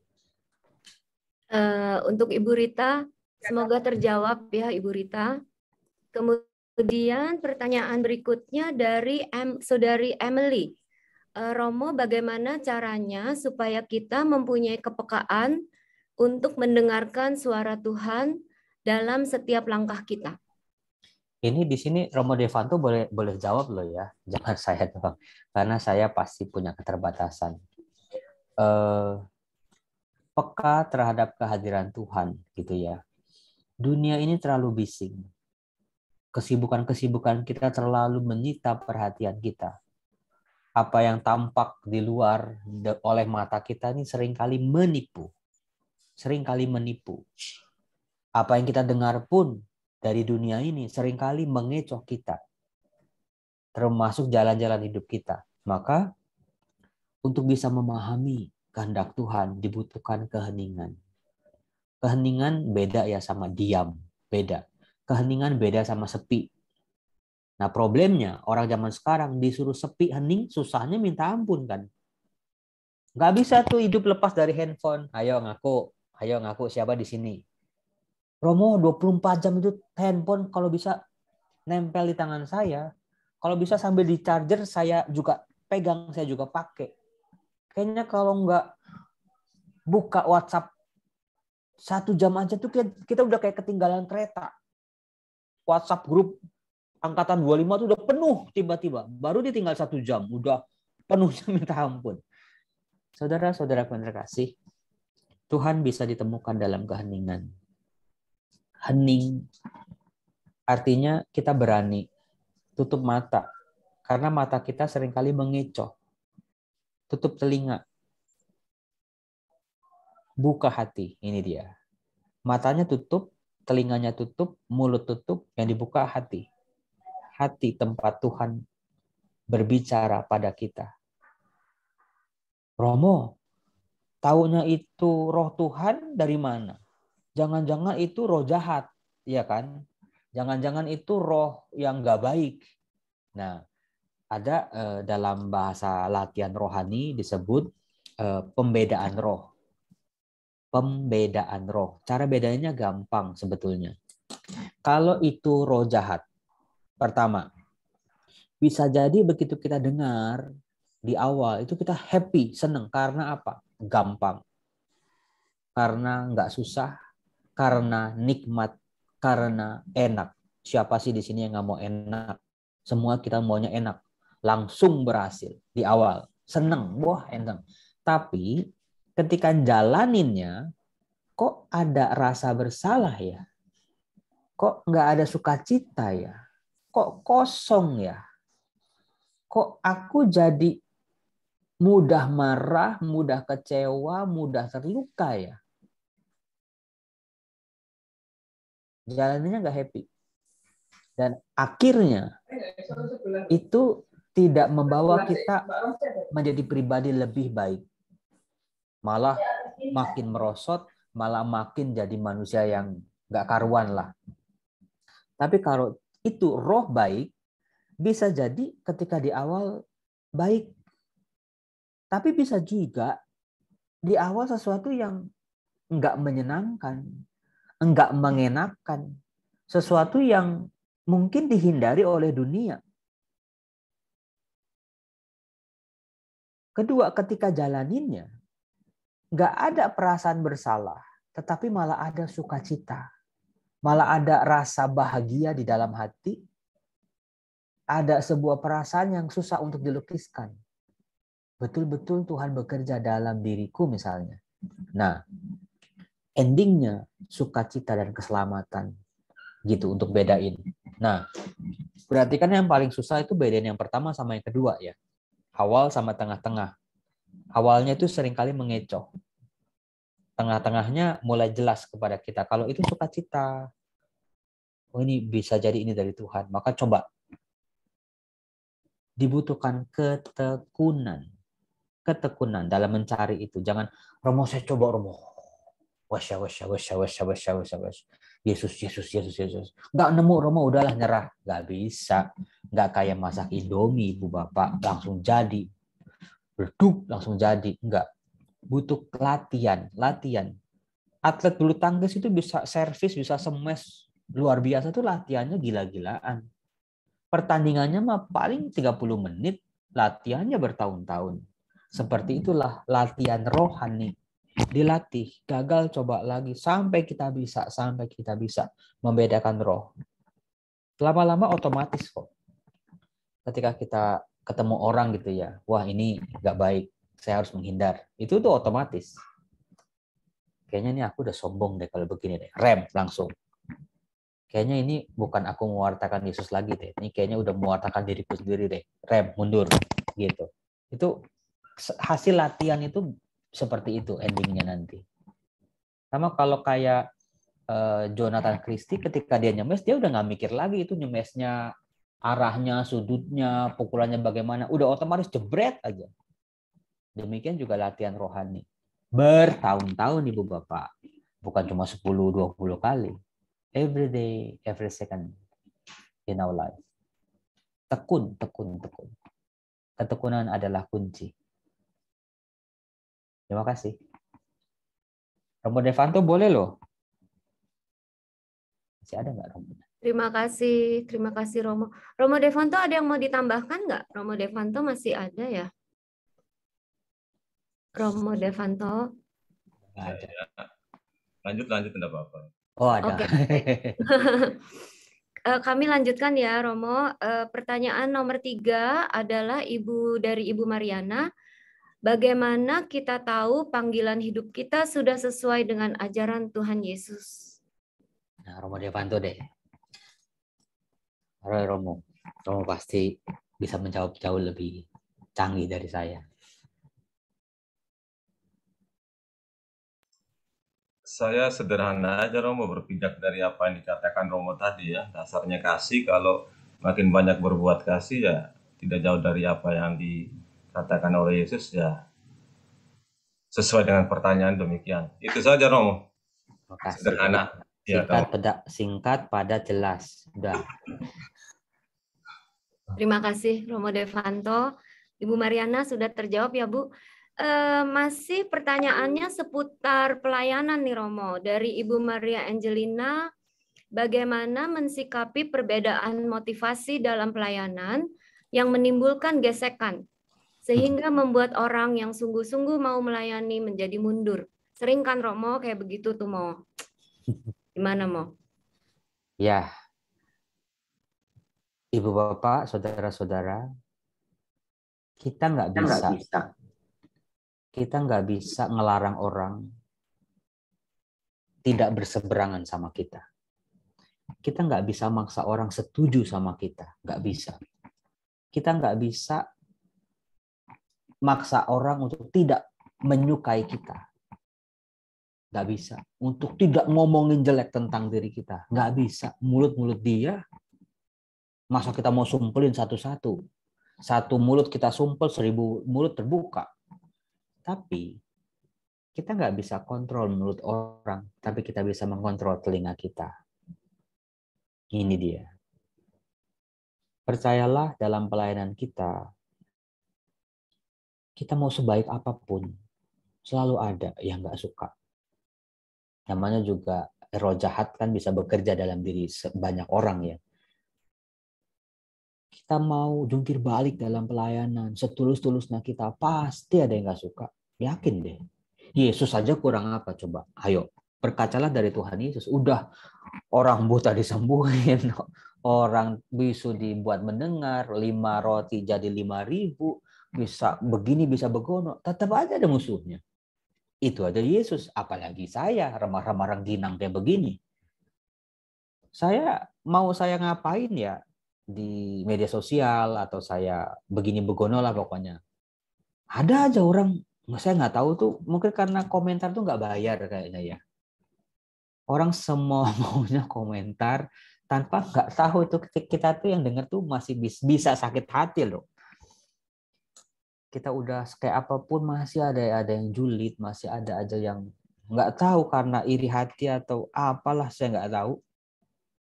Di situ saya belajar, saya nggak bisa kontrol mulut orang, saya nggak bisa kontrol jempol orang, tapi saya bisa mengontrol hati dan telinga saya. Yang mana yang mau saya dengar?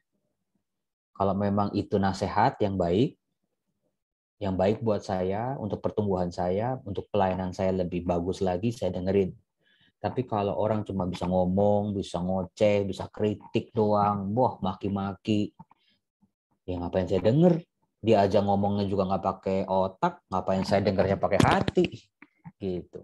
Saya tuh tiap hari ibu bapak ribuan ngeri. Ketika saya muncul di media sosial atau nomor WhatsApp saya udah kesebar-sebar ke nggak tahu banyak orang. Itu banyak orang-orang, ada sih yang baik ya, banyak, tapi ada yang nggak jelas, ngoceh-ngoceh, fitnah, maki-maki, sampai saya, ya ampun, saya udah begini aja masih ada yang maki-maki, apalagi saya misalnya main perempuan atau judi, mabok gitu ya, apalagi, atau bisa juga sebrengsek-brengseknya kita ya, ada juga orang yang suka loh, percaya sama saya deh. Sebrengsek-brengseknya kita, ada orang yang suka.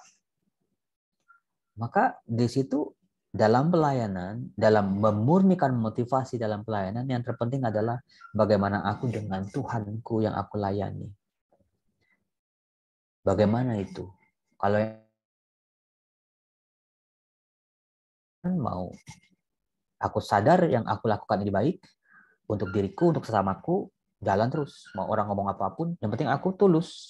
Mau orang bilang itu pamer, mau orang bilang itu gibah atau riya, itu mulut mereka, itu penilaian mereka yang belum tentu mereka melakukan hal itu.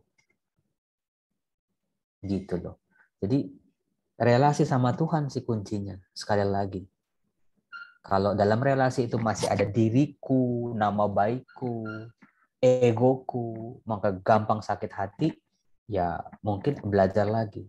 Ini saya ngomong begini bukan berarti saya udah selesai, udah apa yang nggak pernah sakit hati lagi loh. Kadang kalau udah capek, udah ngajar dari pagi sampai malam, terus udah ya saya cobalah jadi imam yang baik, berjuang jungkir balik saya. Tapi masih ada aja yang maki-maki. Kalau saya bacain mungkin di depan ibu bapak bisa marah loh. Kalau anjing, babi, bangsat, dan alat-alat kelamin lainnya itu mah udah biasa lah buat saya. Pastor bego, pastor bisanya memberi tangan kiri, tangan kanan semuanya harus tahu. Itu yang gregetan saya beneran. Tapi ya udah, saya pun harus belajar. Belajar. Tuhan ampuni mereka, sebab mereka nggak tahu apa yang mereka katakan. Saya sadar yang saya lakukan tulus.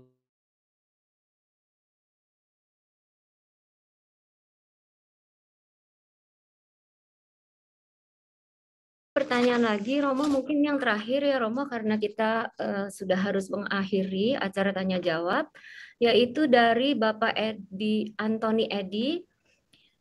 Pertanyaannya adalah mengenai istilah cinta segitiga. Romo Jo, bukannya Bapa, Putra, dan Roh Kudus adalah satu Trinitas. Bagaimana istilah cinta segitiga Yesus, Bapa, dan kita? Ya boleh ditambahin segi 4 juga boleh.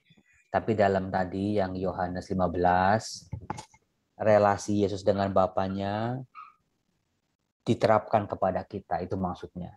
Segitiganya itu antara Yesus sebagai perantara kita dengan Allah dan manusia.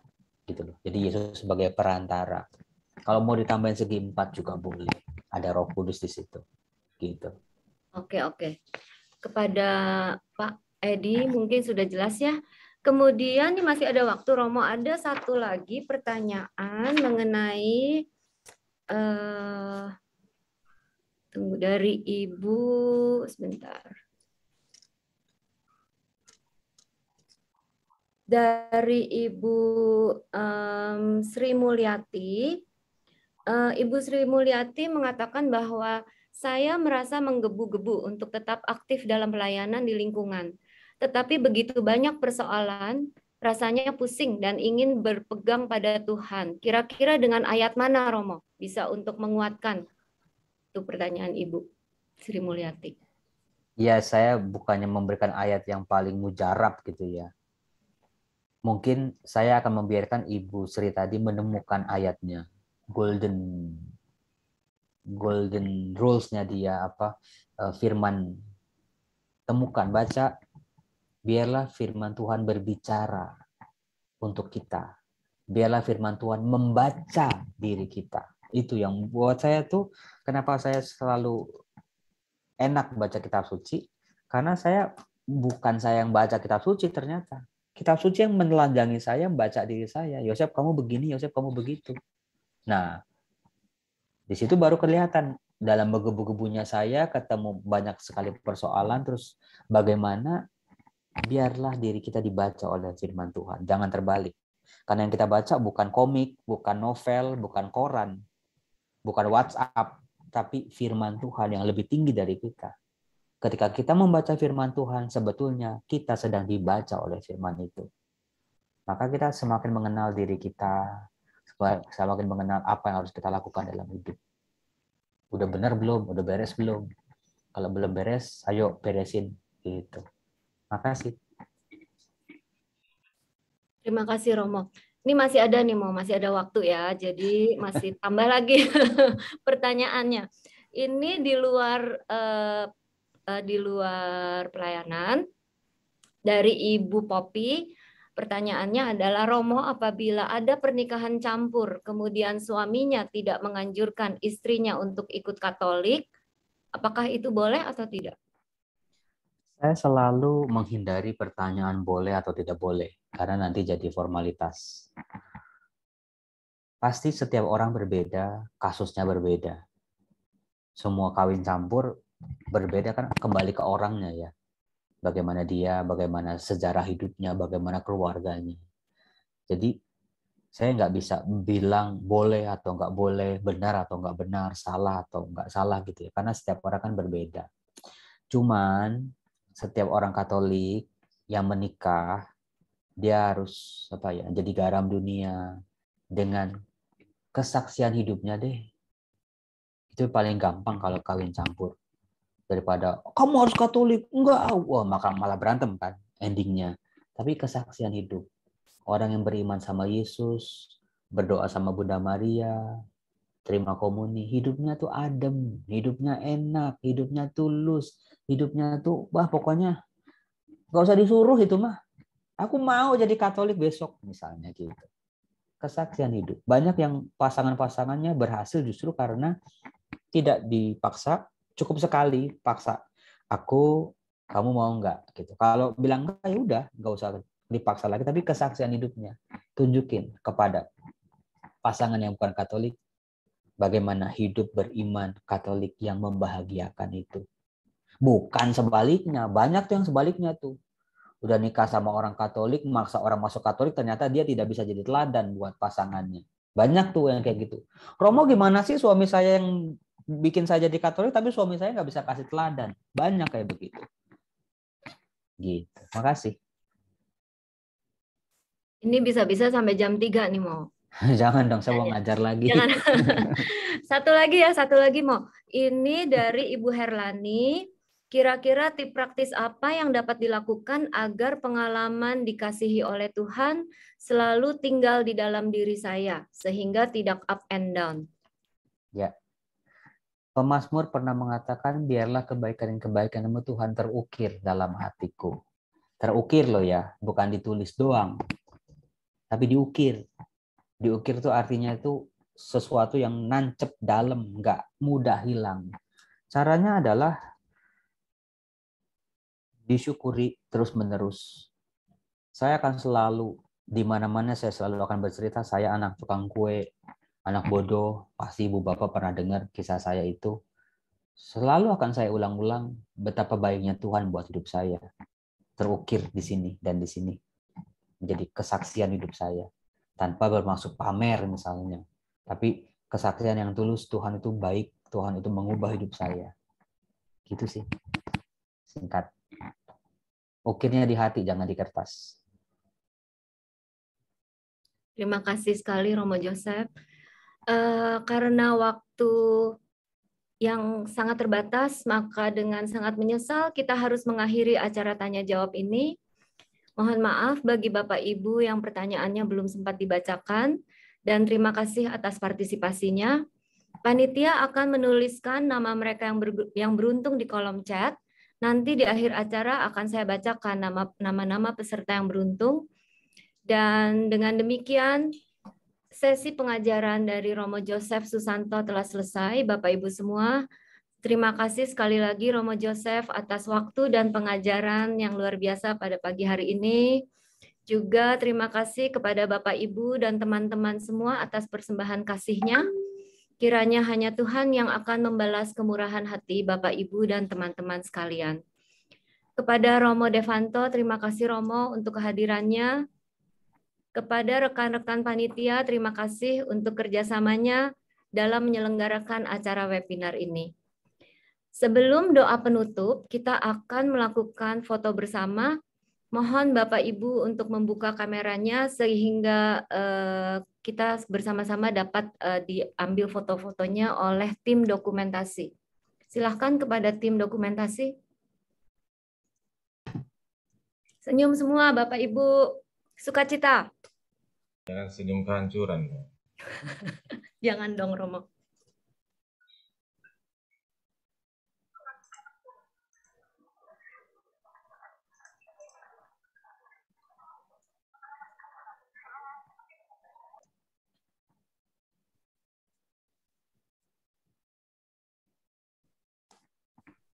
Tim dokumentasi sudah selesai. Oke, saya bantu untuk foto. Semuanya boleh berpose ya. Oke, ada 6 page. Page pertama, 1, 2.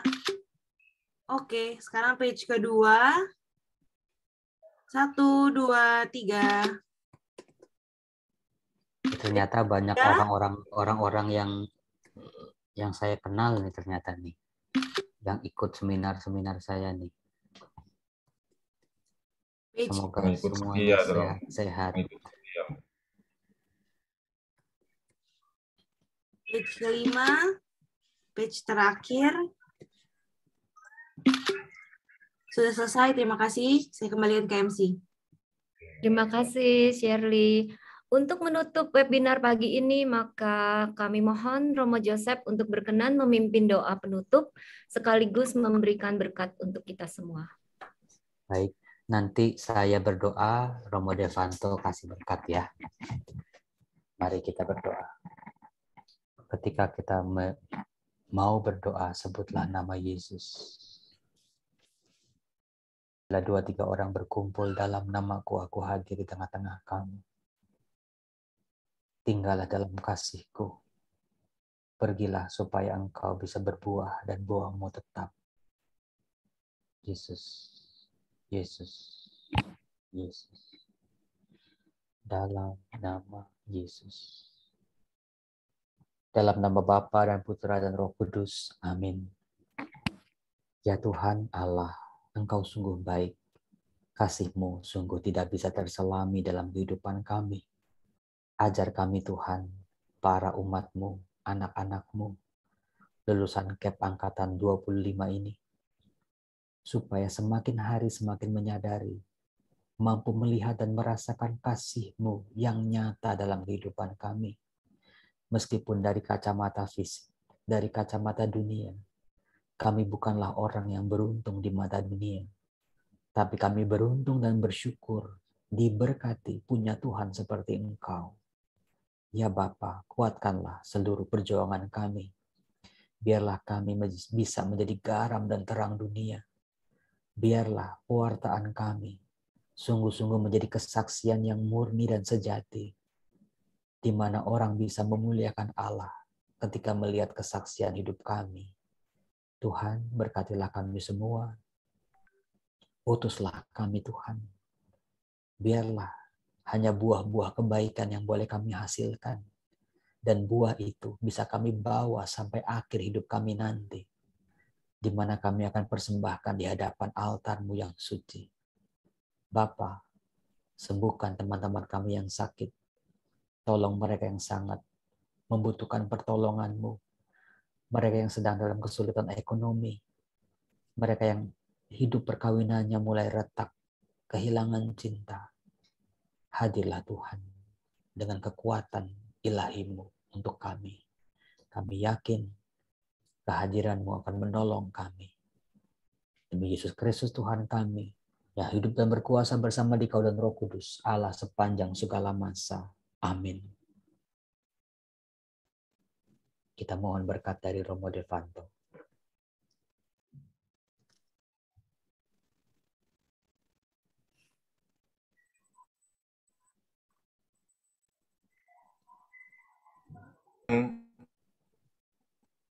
Bersamamu Dan bersama roh-Mu,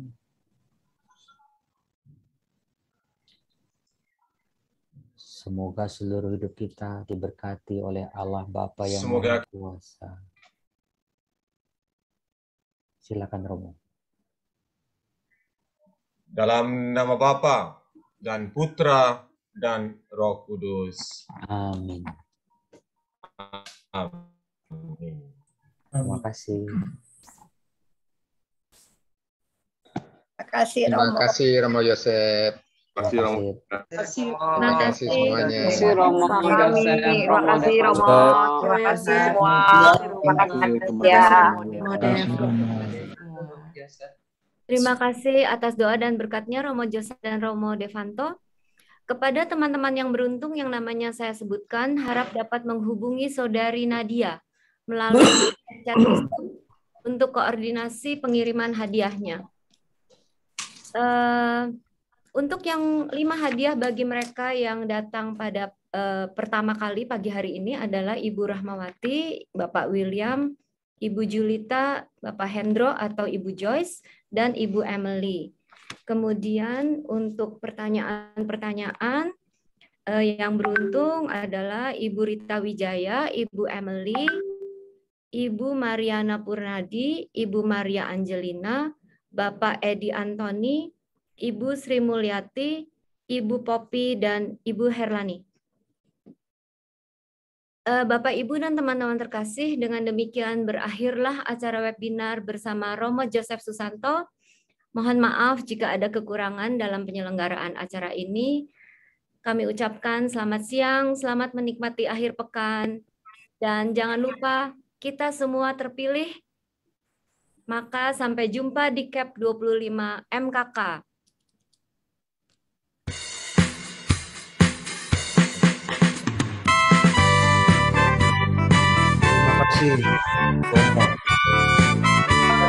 Terima kasih panitia. Lihatlah ladang sudah menguning, telah siap di Tuhan.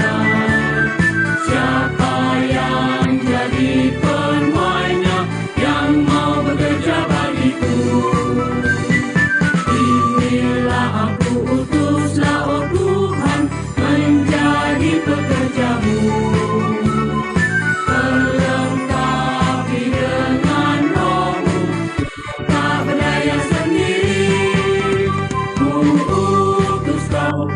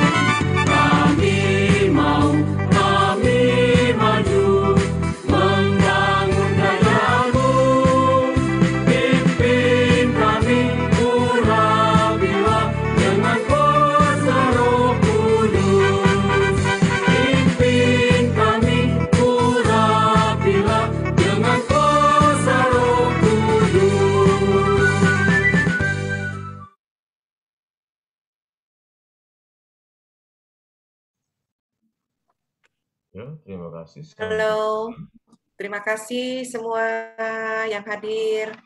Ya, terima Ibu kasih. Iwa, Bu terima Maria, kasih. pamit dulu. Terima kasih Romo Devanto, terima kasih banyak Mo. Terima kasih banyak Mo. Semua panitia. Terima kasih. Mas Romo. Terima kasih Romo Devanto. Ya, oke. Terima kasih Romo Devanto, Romo Jo, sehat selalu ya Romo. Sehat Amin. selalu.